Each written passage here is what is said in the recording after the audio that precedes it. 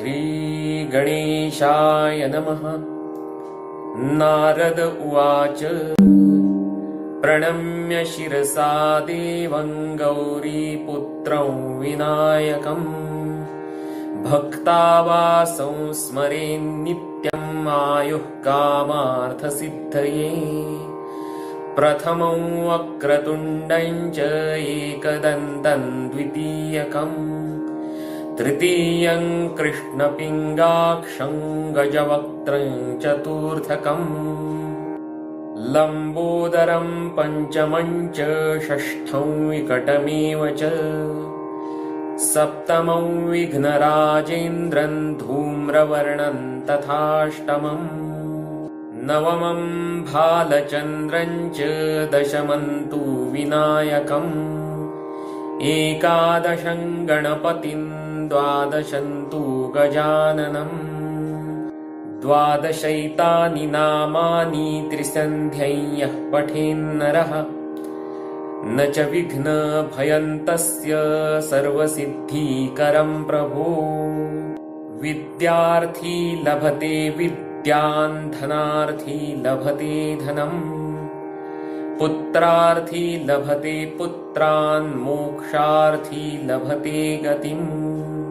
जपेत् गणपतिस्तोत्रं षड्भिर्मासैः फलं लभेत् संवत्सरेण सिद्धिं च लभते नात्र संशयः। अष्टभ्यो ब्राह्मणेभ्यश्च लिखित्वा यः समर्पयेत् तस्य विद्या भवेत् सर्वा गणेशस्य प्रसादतः। इति श्री नारद पुराणे संकष्टनाशनं नाम गणेश स्तोत्रं संपूर्णम्।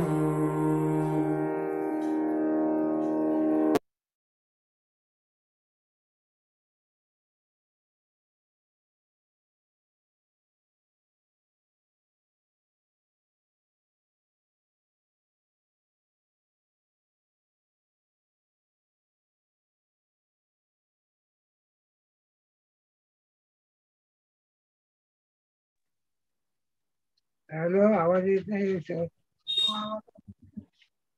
नमस्कार. बृहन महाराष्ट्र ज्योतिष मंडळातर्फे आयोजित ज्योतिष गप्पा अर्थात प्रश्न तुमचा उत्तर जकातदार सरांचे या कार्यक्रमात मी सगळ्यांचं स्वागत करतो. सरांना नमस्कार आणि सरांना आज विनंती करतो की या कार्यक्रमाला ज्योतिष गप्पांना सुरुवात करा. धन्यवाद. बृहन महाराष्ट्र ज्योतिष मंडळ आणि वैद्यचक्षु व्याख्यान औरंगाबाद व्याख्यानमाला यांच्या संयुक्त विद्यमाने दर गुरुवारी आपण ज्योतिष गप्पासाठी भेटत असतो. ज्योतिषशास्त्रातल्या तुमच्या शंका, तुमचे प्रश्न, तुमची उत्तरं देण्याचा मी प्रयत्न करत असतो. पण प्रश्न तुमचा जकातदारांची उत्तर यापेक्षा ज्योतिषशास्त्रातल्या आपण गप्पा मारूया, म्हणजे आपल्याला तुम्हालाही प्रश्नांची उत्तरं देता येईल असा विचार करून ज्योतिष गप्पाचा कार्यक्रम आपण ठेवत असतो. आज गुरुवारी आहे, काही कारणाने तो 8 वाजता कार्यक्रम होतोय, कारण तसं छापलं गेल्यामुळे, नाही तर आज 7 वाजताच कार्यक्रम दर गुरुवारी राहणार आहे. त्यामुळे या ठिकाणी आज चुकून झाल्यामुळे त्याबद्दल आम्ही क्षमस्व आहोत. पण आपण आलात गप्पा मारायला याचाच आनंद आहे. कुठलीही वेळ असो, गप्पेसाठी वेळच असते, वेळेसाठी गप्पा असतात आणि गप्पातून वेळ जात असतो आणि तो चांगला जावा हा त्यातला उद्देश असतो, म्हणून गप्पा असतात. गप्पेतून ज्ञान मिळतं, ज्ञानातून आपल्याला एखादी गोष्ट समजते ती आपण आपल्या केली की दुसऱ्याला ती सांगता येते, त्याच्यातून त्याला तिसऱ्याला सांगता येते आणि त्याच्यातून आपलं मन आनंदी होतं. आणि आनंदी होण्यासाठी गप्पा सर्वात महत्वाच्या आहे, ज्या आज बंद झालेल्या आहेत त्या सुरू व्हाव्या म्हणून आपण या ठिकाणी येतो आणि त्यासाठी आपण गप्पाला सुरुवात करू. तुमचा प्रश्न असेल तो विचारा, मी उत्तर देतो तुम्हाला, पण त्याबरोबर गप्पाही मारा अशी माझी तुम्हाला विनंती राहील. तर चला सुरू करूया प्रश्नांना आणि मग गप्पामध्ये रमूया. कोणाला काय विचारायचं विचारा.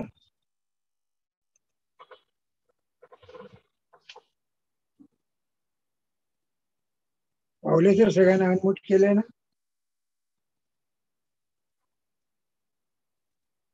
कोणाला काय विचारायचं विचारा. कोण आहे त्यांनी?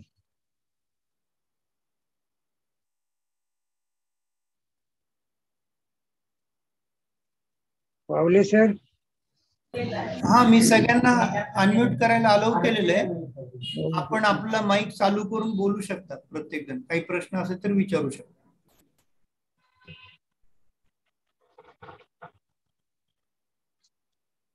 विचारा कोणाला काय विचारायचंय. नाहीतर काय होईल, जकातदार सरच एकटे बोलतील फक्त, बाकी श्रवण भक्ती करतील. मग गप्पा होणार कशा? गप्पा होण्यासाठी तुम्ही बोललं पाहिजे ना. नाहीतर जकातदार सरांना हे वेडे म्हणतील ना लोक.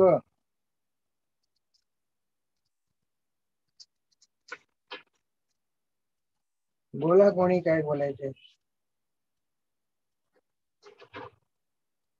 काहीच आठवड्याभरात घडलं नाही का गप्पा मारण्यासारखं?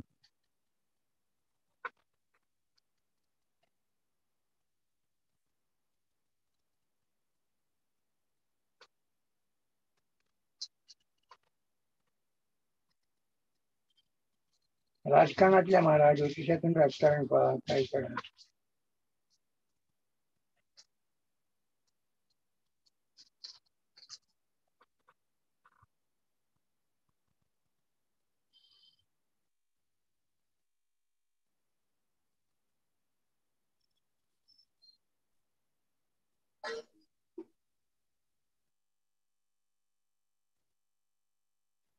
आज कोणाला गप्पा मारायचं दिसत नाहीये योग. चला,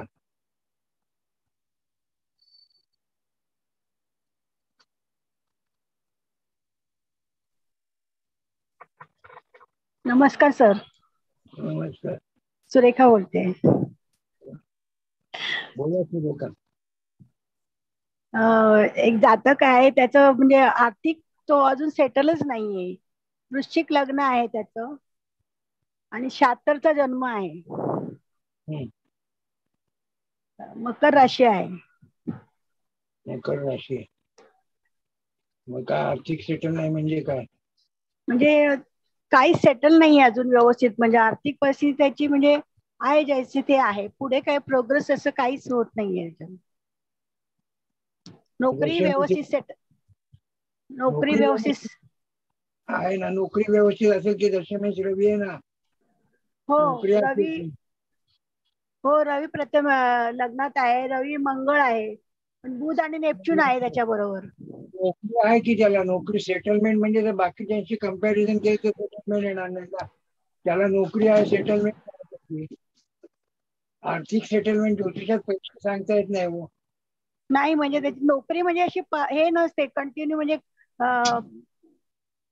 म्हणजे कंटिन्यू नोकरी नाहीये त्यांची, मध्ये मध्ये ब्रेक होतोय असं होतंय. आता ब्रेक होतो तर का होतंय? आता या पत्रिकेला वृश्चिक लग्न आहे, मकर राहते. मकर राशीला जास्त यश मिळणार नाही, त्यातला भाग लक्षात ठेवावा लागेल. हो हो. शुक्र धनुराशीत आहे आणि गुरु वृषभ मध्ये आहे. त्यामुळे ते शत्रू. हो, शत्रू राशीत गेल्यामुळे आर्थिक स्थिरता मिळणार नाही, कौटुंबिक स्थिरता मिळणार नाही. हो हो. ते स्वीकार फक्त एवढं. आणि जसे बदल येतील तसे त्यांनी करावे आणि थांबावं, एवढंच करावं. ओके. आता गुरुची महादशा आहे चालू त्यांना. गुरुची महादशा. गुरु मीन राशीचे लग्न असताना जेव्हा दृष्टी टाकते, थोड्याफार इच्छा पूर्ण होतील एवढं डोक्यात ठेवायचं. पण फार मोठी पत्रिका यशस्वी असं नाहीये. त्यामुळे जे आहे ठिकाणी सांगणं त्या ठिकाणी संयुक्तिक ठरेल. त्यांचं म्हणजे शुक्र आणि गुरु असे शत्रुराशीत पडल्यामुळे त्यांना आर्थिक हे नाहीये सेटल. तर मग त्यासाठी कुठला असा ग्रह त्यांना आल्यावर त्याला फायदा होऊ शकतो असं? आता एक वर्ष चांगला आहे, गुरुची दृष्टी, त्याच्यावर फायदा करून घेणार. पण जास्त नाहीये, जास्त अपेक्षा ठेवू नये या व्यक्तीने, असं स्पष्ट सांगा ना. ठीक आहे.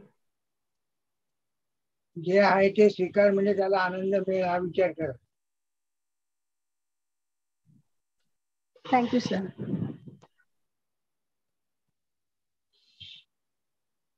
कोणाला काय विचारायचंय? आहे का कोणाचा प्रश्न? सुरेखाने सुरुवात केली आहे, रेगा मारू एक एक एक. नमस्कार सर. नमस्कार. हा, प्राची आचार्य बोलते. एक धनु लग्नाची पत्रिका आहे आणि 97चा जन्म आहे त्याचा. म्हणजे आता 25 वर्षाचा आहे तो मुलगा. हा. तर त्याचा लग्नयोग जर काढायचा असेल तर 28 तर त्याचं आता 25व्या वर्षी लग्नाचं बघतायत. तर बघू ते नका, योग्य आहे का? चुकीचं आहे. कारण लग्नेश गुरु द्वितीयात नीच राशीत आहे त्याचा. मग 28 वयाच्या आधी नाही ना, कशासाठी विचार करता? म्हणजे चाललंय त्याच्या लग्नाचं. तर करू नाही 28च्या आपण चांगलं बघू नका. हा. सप्तमी बुध आहे परत त्याला. हो बरोबर. सप्तमेश बुधा पण शत्रू राशीतच आहे. मग 28 वयानंतर केलं तर प्रॉब्लेम निर्माण होतील ना. हा. सांगा 28 वयाच्या आधी करू नका, आपल्याकडून सांगून द्यायचं. हो. त्यांचा निर्णय घ्यायचा. ठीक आहे सर, धन्यवाद.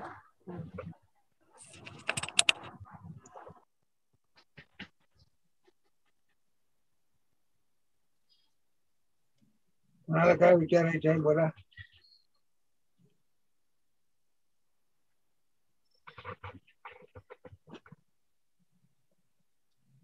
आहे का कोणाचा प्रश्न? हॅलो बोला सर, नमस्कार. अमोल बोलतोय कोल्हापूरहून. तुला काय नीट नसतं, तुझा चेहरा कधी येत नाही. नाही, आज काही मला वाटतं विचारण्यास चेहरा चांगला दिसतो, तुझ्या मागे मुली खूप लागते म्हणून तू चेहरा दाखवत नाही असं वाटतं. नाही, तसं काहीही नाहीये. जेन्युइनली नेटवर्कचा प्रॉब्लेम असतो. मी प्रश्न विचारण्याऐवजी आपण मार्च मध्ये ज्योतिष गप्पांमध्ये जो प्रश्न चर्चा केलेला होता त्या संदर्भातचे पुढचे घडलेली घटना आपल्याला सांगायची आहे.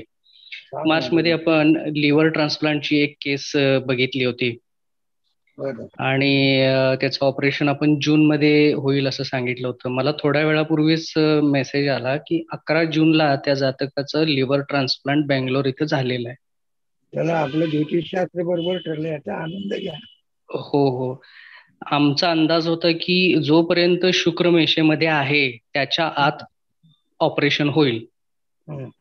कारण वृषभ लग्नाची पत्रिका आहे आणि लग्नेश व्ययात आहे, तोपर्यंत ऑपरेशन होईल असा आमचा अंदाज होता.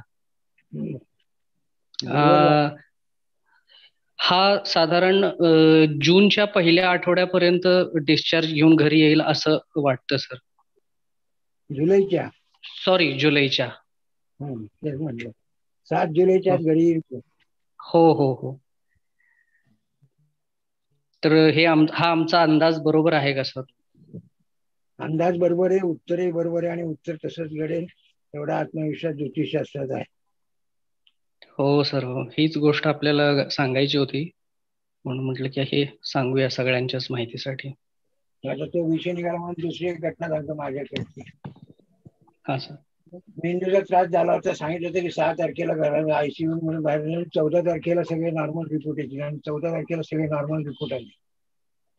आज या ठिकाणी शास्त्राचा अभ्यास या पद्धतीने केला तर आज खूपशा लोकांचे प्रश्न सुटू शकतील आणि आत्मविश्वास वाढू शकेल आणि घरात सुख आणता येईल. या आरोग्यामुळे घरात दुःख येतं, कोणाचंही असू द्या. एक व्यक्ती घरात आरोग्यात जी अडकली की घरातला सगळा दुःखाकडे कल जातो. अकल ज्योतिषशास्त्र वाचू शकतं शास्त्राच्या गोचरीप्रमाणे. गोचरीचा विचार करून सांगितलं तर फारच चांगल्या गोष्टी होती. हो सर. म्हणून उद्या विषय ठेवलेला आहे चांगला, ज्योतिषशास्त्राच्या माध्यमातून मानसिक आरोग्य कसं पाहावं. अच्छा. कारण शेवटी मानसिकतेवरती आरोग्याचा भाग अवलंबून असतो. आरोग्यावरती मानसिक नसतं, मानसिकतेवरती आरोग्याकडे पाहण्याचा दृष्टिकोन असतो. हो सर. खूप चांगल्या पद्धतीने उत्तर झालं आपलं. आम्हाला खूप आनंद वाटला. आपल्या मार्गदर्शनामुळे बाकीचे काही आपले सदस्य आहेत त्यांच्याशीही वरचेवर वेळ मिळेल तसं चर्चा होते. त्याच्या 10ची चर्चा बंद झाली का रे? चालू नाही, आहे सर सुरू. फक्त थोडस मागे पुढे होतं. मग काही वेळेला मी जेव्हा वेळ असेल अथर्वला वगैरे, पण आम्ही असं मग इंडिव्हिज्युअल चर्चा करतो असं होतं. बरोबर. कोणाला काय पण आहे सर, विचारायचं? कंटिन्युअस आमची चर्चा सुरू आहे, संपर्क आहे. चला, आनंद आहे तेवढा. हो सर. सगळ्यांना आता ट्रिपला घेऊन जायचंय जुलैमध्ये.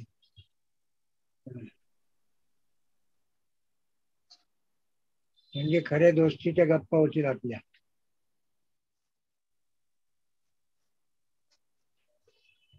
कोणाला काय विचारायचे पुढे बोला, प्रश्न कोणाचा किंवा आलेला अनुभव अमोलने सांगितला तसा तसा तुमचा काही अनुभव आला असेल लोकांना उत्तर देताना, ते अनुभव सांगा. काही प्रश्न येणार नाही या ठिकाणी.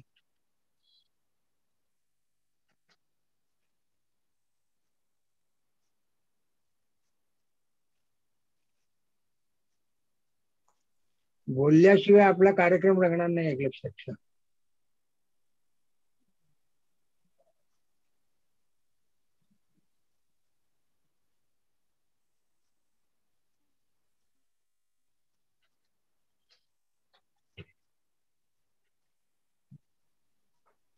कोण आहे?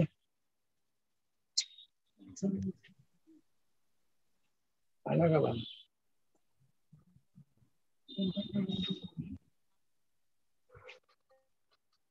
बोला, कोणाला विचारायचे? डी कोण आहे? डी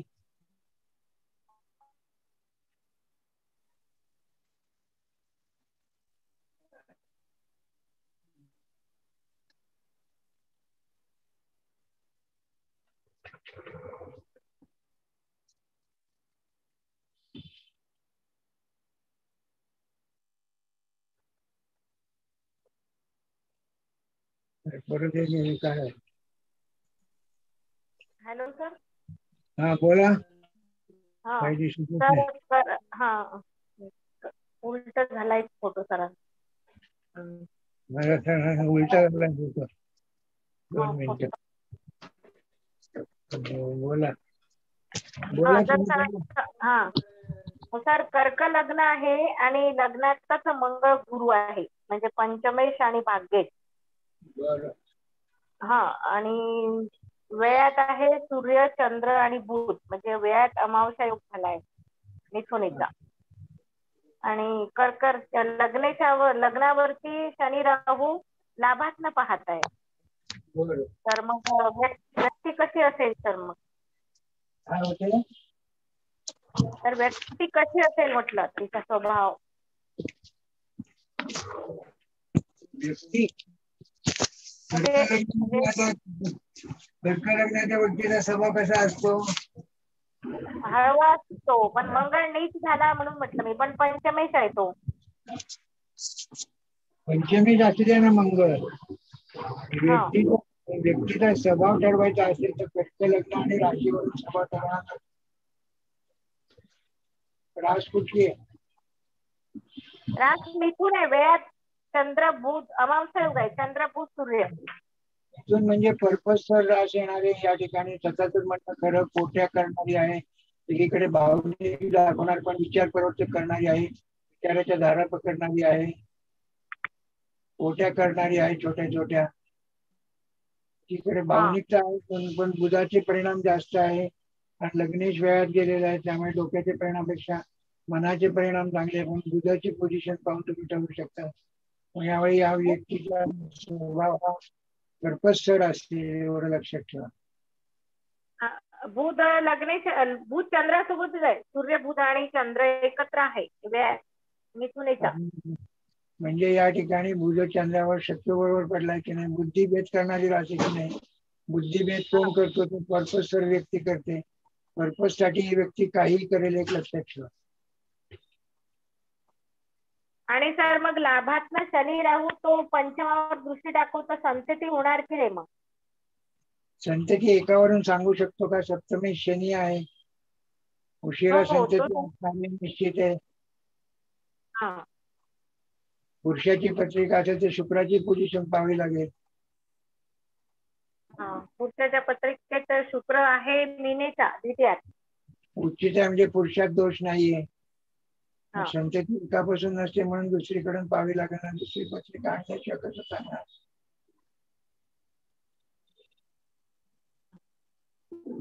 विवाहासाठी हिचा विवाह चांगला म्हणजे चांगला जाईल ना, हिचा विवाह होईल म्हणजे विवाहाचे योग आहेत तिथे आता सध्या, पण सक्सेस होईल का विवाह असं म्हणा.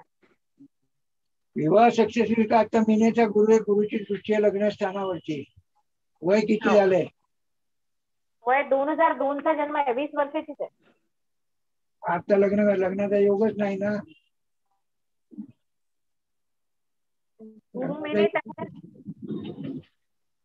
लग्नाचा योग 24 वय झालेलं नाही तर लग्नाचा योग येणार कुठून?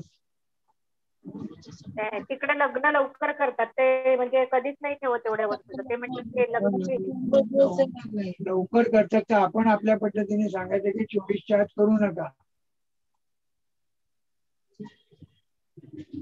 सरकेचा गुरु लग्नी असू नाही का सर? सरकेचा गुरु लग्नी असला तरी या ठिकाणी लग्नेश वेळात केलेला आहे ना. हो. लग्नेश वयातला परिणाम काय देणार आहे? सक्सेस देईल का? तो शत्रू बरोबर पडलेला आहे, शत्रू राशीत पडलेला आहे. विवाह आनंदासाठी सुखासाठी करायचा आहे ना. हो. मग ज्योतिषशास्त्राच्या नियमाप्रमाणे सांगण्याचा प्रयत्न करा. आलेल्या माणसांप्रमाणे आपलं ज्योतिषशास्त्र लावू नका. शास्त्राच्या नियमाप्रमाणे त्यांना भविष्य सांगण्याचा प्रयत्न करा आणि आनंद घ्या. हो, धन्यवाद सर.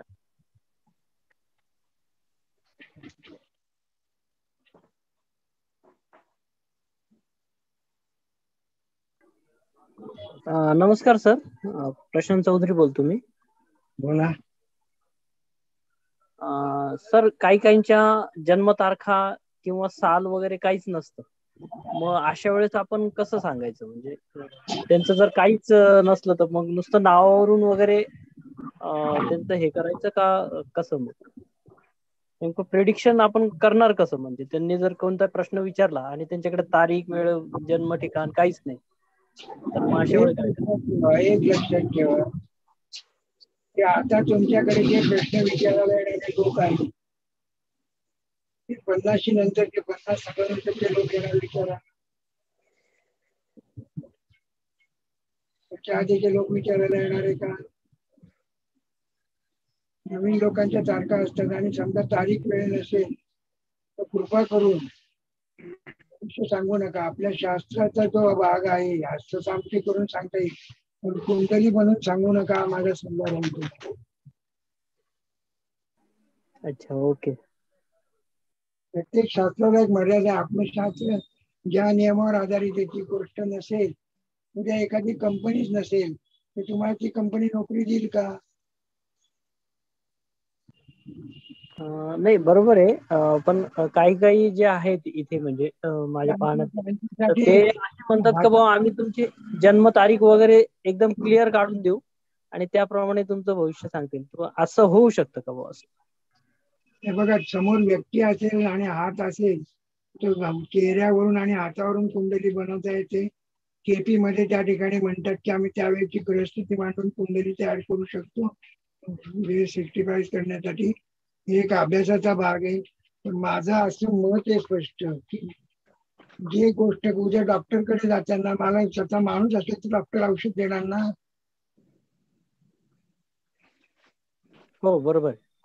मग आपल्या शास्त्राच्या बाहेरच्या जाऊन गोष्टी शोधत का बसायचं?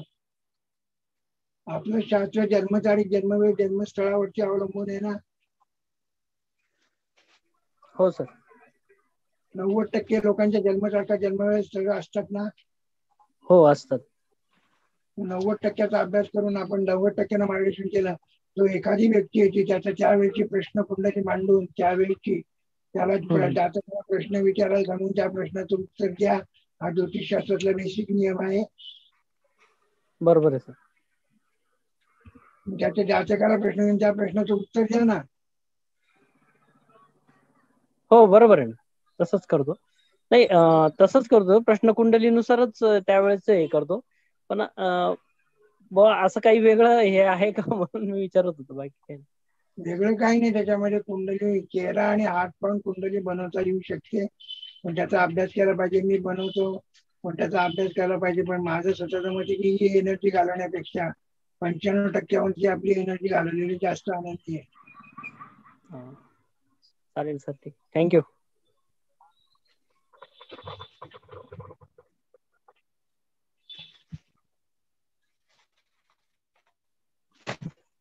बोला, कोणाला काय विचारायचे?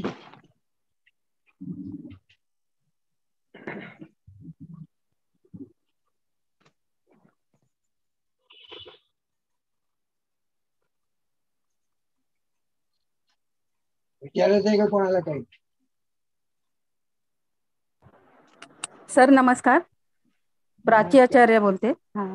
बोला. तर एक 10वीला मुलगा आहे, आता 2007चा जन्म आहे. मीन लग्न आणि तूळ रास आहे त्याची. आणि त्याच्या चतुर्थात रवी बुध आहेत. बुध वक्री आहे, म्हणजे बुध गुरु त्याच्या कुंडलीत वक्री आहे. तर वक्री ग्रहांचा काय असा परिणाम होतो का? काही होत नाही वक्री ग्रहांचा परिणाम. जेव्हा केलेली वक्री ग्रह येतील तेवढ्या काळात ग्रहांच्या स्थितीप्रमाणे पाहून ज्या स्थानात त्या स्थानाच्या संदर्भातल्या प्रश्नांचा विचार करून त्याला उत्तर देत. ग्रह वक्री म्हणून वाईट नाही. आपण त्याच्या म्हणजे अभ्यास त्याचा कसा हे होईल? त्याच्या खूप अडथळे येतात अभ्यासात. आता अडथळे काय येतात? त्याचे लग्न कुठले आहे? मीन लग्न आहे. मीन लग्न द्विधा मनस्थितीचं लग्न आहे, जल लग्न आहे. बरोबर आहे. हो हो. आणि तूळ रास आहे. पंचमेश चंद्र आहे. पंचमेश चंद्र तूळ राशी पडलाय शुक्राच्या.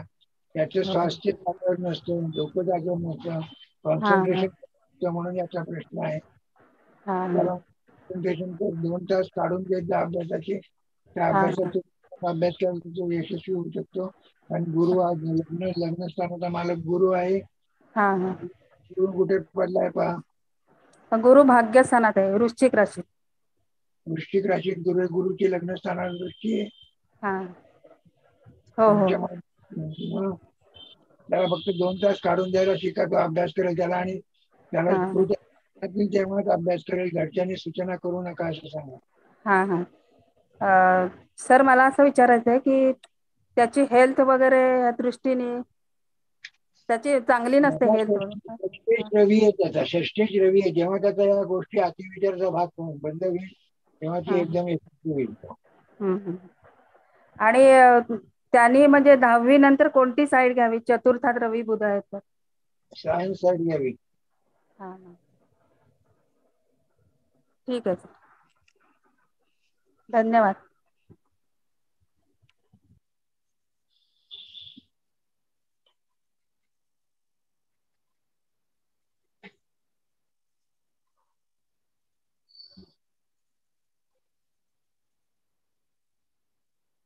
बोला, कोणाला काय विचारायचंय?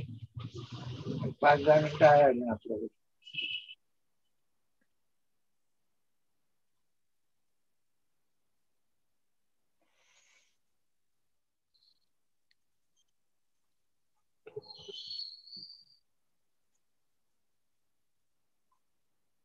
अलेक्झांड्रा नाव आहे.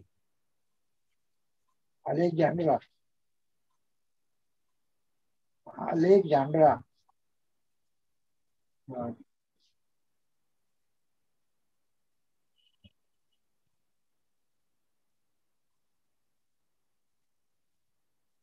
बोला, कोणाला काय विचारायचंय? विचारायचंय का कोणाला काही?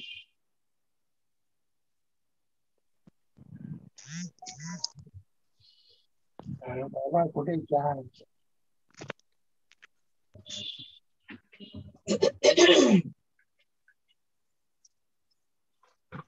Hello sir.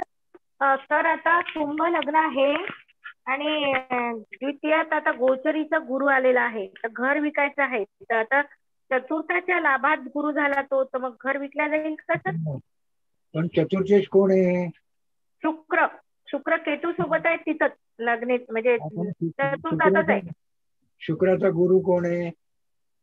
शत्रू आहे. मग चालेल का? तुम्हीच उत्तर द्या. नाही सर. मग संपलं उत्तर.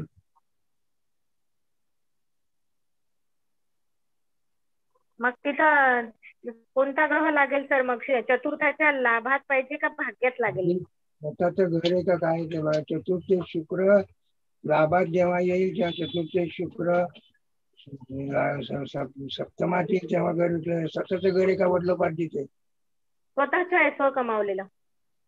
स्व कमावलेले चतुर्थीचे आणि चतुर्थी जेव्हा लाभाची तेव्हा त्या शुक्राच्या महिन्यात सांगा. बर.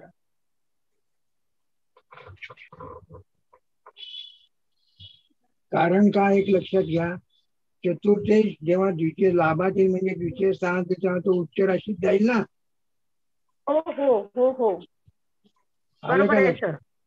बस हो हो हो समजलं का? हो. म्हणजे आता तर शुक्र जो आता तर येऊन गे, आता तर मेषेत आहे, म्हणजे त्याला जवळपास 12 महिने 11 महिने लागल. हो थांबायचं म्हणा. तुम्हाला चांगले पैसे पाहिजे असेल तर थांबा. हो पण आता मागच्या महिन्यात आला होता तेव्हा नाही जमणार तेव्हा. कारण का नाही जमणार? मागच्या महिन्यात आला होता तर तुम्हीच मी विचार नाही करा. होता. हो गुरु मी नाही 13 एप्रिलला बदलला आहे. विशेष हो. गुरु आहे. जेव्हा त्याचा लाभ दशा पहा त्याच्यावेळी, मग तो दशेप्रमाणे पिरियड मॅच करा. मग तो शुक्र कधी येतो पहा. त्याच्यातून तुम्हाला तो जेव्हा उच्च राशीतील तेव्हा फायदेशीर ठरेल. जेव्हा तो वृषभ राशीतील तेव्हा फार फायदा देणार नाही. तुळ राशीतील तेव्हा थोडा देईल. पण उच्च राशीच्या वेळी विकलं तर अपेक्षित रक्कम मिळेल हे सांगा ना. बरं सर, समजलं सर. चांगलं, खूप सोपं. ठीक आहे सर, धन्यवाद सर.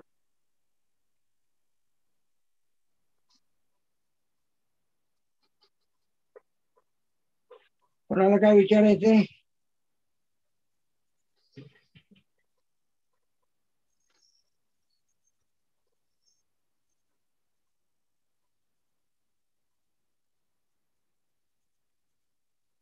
त्यावेळेपासून गप्पामध्ये थोडासा बदल करेल काहीतरी तुमच्या चालना देण्यासाठी. अशाच गप्पा चालू राहतील. शुक्रवारच्या वाचन 20, 21, 22 आरोग्य निदान कार्यशाळा ठेवलेली आहे. 3 दिवसाची आहे. यामध्ये आरोग्याच्या संदर्भातल्या सर्व गोष्टीची तुम्हाला माहिती मिळेल. त्याच्यात जरूर भाग घ्या. तुमच्यासाठी 2000 फी आहे, बाकीच्यांसाठी 3000 आहे. जरूर भाग घ्या. त्याचा फायदा तुम्हाला होईल असं माझं मत आहे. तुम्ही भाग घ्यावा अशी माझी अपेक्षा आहे तुमच्या सगळ्यांकडून. कारण तुमचा अभ्यास चांगला आहे. जेवढे तुम्ही अभ्यास कराल तेवढे तुम्ही जास्त लोकांची प्रश्नांची उत्तरं देऊ शकाल. काही 8 ऑगस्ट नंतर ज्या ज्योतिष गप्पाचा सुद्धा बदल करणारे ज्योतिष गप्पात प्रश्न तुमच्या धक्काच्या सणांची उत्तर नाही. 8 ऑगस्ट नंतर प्रश्न तुमचा उत्तर ऍडव्होकेट मालती शर्मा यांचे. त्याच्यानंतर पुढच्या गुरुवारी प्रश्न तुमचा उत्तर अवंतिका गाडवे यांचे. प्रश्न तुमचा अमोल गमणेचे. प्रश्न तुमचा अथर्व जोशींचे. तुम्हाला पुढे आणायचे मला सगळ्यांना. आता माझे टार्गेट तुम्ही पुढे यायला पाहिजे हा माझा उद्देश आहे. त्यामुळे तुम्ही उत्तर द्यायची तशी त्या पद्धतीने 8 ऑगस्ट नंतर आपण कार्यक्रम चालू करणार आहोत त्या ठिकाणी. तशा पद्धतीने आपण पुढे जाऊन एकमेकाची संधान मांडून गप्पा करूया. आरोग्य निदान शिबिर आहे, त्याच्यात जरूर भाग घ्या. 26 तारखेला पुण्यामध्ये प्रत्यक्ष हॉटेल रविराज मध्ये भविष्य कथन अभ्यास शिबिर ठेवलेले फक्त 20 लोकांसाठी. ज्यांना भाग घ्यायचं त्यांनी घ्या. त्याची फी सुद्धा तुम्हाला कन्सेशन मध्ये ठेवलेली 2100 रुपये. मी प्रत्यक्ष संबंध दिवस स्वीकारणार आहे त्या ठिकाणी. त्याच्यातही तुम्ही भाग घ्यावा अशी माझी विनंती राहील तुम्हाला. जेवढं तुम्हाला काही देता येण्याचा प्रयत्न माझ्याकडून आहे तेवढा मी करण्याचा प्रयत्न करीन. तुम्ही ते आत्मसात करावं एवढीच माझी इच्छा राहील. रामोंनी चांगल्या पद्धतीने उत्तर दिलं, आनंद वाटला. अशीच चर्चेतून आपल्याला उत्तर मिळत असतात. म्हणून ज्योतिष गप्पाचा कार्यक्रम असतो. त्या कार्यक्रमाचं वैशिष्ट्य ते तुम्हाला आता प्राचीनने विचारलं, उत्तर त्यांना कळलं. त्याच्या आधी सुरेखाने विचारलं, मेथड समजली तुम्हाला. त्यातला फक्त वरचा सरफस मी देतोय, तुम्हाला मूळ गाभा समजलेला आहे. वरचा सरफस मी फक्त आणतो आणि तो सरफस तेव्हा तुमचा तयार होईल तेव्हा तुम्ही या ठिकाणी लोकांना मार्गदर्शन करू शकाल. म्हणून ज्योतिष गप्पाचा कार्यक्रम आहे. पावसाळा सुरू होतोय. दरवर्षी पावसाळ्यात आपण एक ट्रिप काढतो. 2 वर्ष काढली नाही. या वर्षीचा जुलैमध्ये आपण काढणार आहोत. तुम्ही सगळ्यांनी त्या ट्रिपला भाग घ्या. इथे ज्योतिषाचं ज्ञान मिळेल, गप्पाही होतील, आनंदही घेता येईल आणि एकमेकाची आपली चांगली ओळख होईल. ऑनलाईन पेक्षा प्रत्यक्ष एकमेकाचे संवाद साधता येईल. त्याच्यातून एक कुटुंब निर्माण करू आपण ज्योतिषाचं, बृहन महाराष्ट्र ज्योतिष मंडळाचं. या कुटुंबातून आपण पुढे जाऊया म्हणून ज्योतिष गप्पाचा कार्यक्रम ठेवत असतो.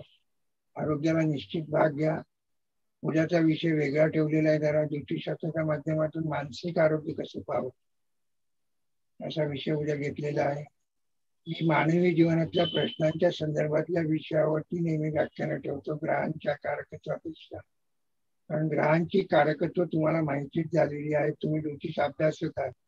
तुमची कारकत्व मानवाच्या प्रश्नाला कशी लावायची आणि त्याची उत्तरं कशी शोधायची याच्यावरती बृहन्मार्ग ज्योतिष मंडळ काम करतं. त्याच्यावरती अभ्यासक्रमाचा जोर असतो आमचा.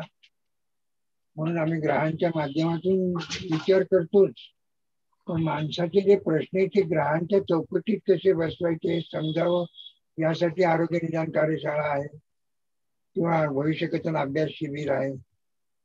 जुलैच्या दुसऱ्या रविवारपासून पुण्यामध्ये प्रत्यक्षही क्लास सुरू होतात. ते जेवढं काही ज्योतिषशास्त्रासाठी करता येईल तसं करतो आहे आणि करण्याचा एक ध्यास आहे. त्या ध्यासापोटी करतोय. तुम्ही त्याच्यात मला सहकार्य करता तसं सहकार्य करा असं मी तुम्हाला या ठिकाणी सांगेल. संधान ऑनलाईनच्या माध्यमातून आहेच, पण प्रत्यक्ष आपण भेटूया एकदा. शिक्षकांची कार्यशाळा घेतली तेव्हा ऑनलाईनच्या लोकांची प्रत्यक्ष भेट झाली, खूप आनंद झाला. तसाच आनंद आपण सहलीच्या माध्यमातून घेऊया. आपणही माणूस आहोत ज्योतिषी आणि सहल हे आपल्या मित्रांच्या बरोबर करायचे असते, गुरु बरोबर करायचे असते, ज्ञानाबरोबर करायचे असते. म्हणून आपण सहलीचं एक आयोजन करणार आहोत. ॲडव्होकेट मालती शर्मांशी बोलून करू आपण पुढे ते. या आधी आरोग्य कार्यशाळेत भाग घ्या, उद्याच्या व्याख्यानात या आणि अशा तुमची गप्पा रंगत जाऊया. अशा जर पुढच्या गुरुवारी मात्र ज्योतिष गप्पा 7 वाजता होतील. कारण बृहन्मार्गाचा कुठलाही कार्यक्रम आम्ही 7 वाजता आता केलेला आहे. आणि 7 ते 9 हा कार्यक्रमाचा टाइम. प्रत्येक पुढच्या आठवड्यात 5 दिवस जाणारे 3 दिवस आरोग्य कार्यशाळा, गुरुवारी ज्योतिष गप्पा, शुक्रवारी व्याख्यान, रविवारी ज्योतिष भविष्यकथन अभ्यास शिबिर आणि रविवारचा समारोपाचा कार्यक्रम लाईव्ह होईल संध्याकाळी 6 वाजता. या दृष्टीने आपण सर्वांनी भाग घ्यावा एवढी विनंती करतो. आणि आज आपण ज्योतिष गप्पाला या ठिकाणी विराम देऊया. उद्या 7 वाजता व्याख्यानासाठी भेटूया. जय हिंद, जय महाराष्ट्र, जय ज्योतिष.